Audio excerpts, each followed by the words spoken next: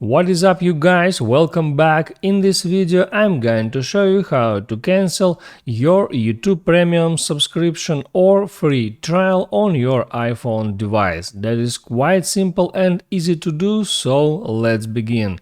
And in order to cancel your YouTube Premium subscription, you need to do the following. Just open up your App Store and after that click on your profile icon and next select subscriptions right there, and on that list it will be all your subscriptions in here, and in active you can find all your active subscription. I have just to do it here and it's already cancelled, so I can't show exactly how to cancel the subscription, but there, if your subscriptions are active now, will be option to cancel that subscription right there. So you can use that option and cancel any subscription that you want.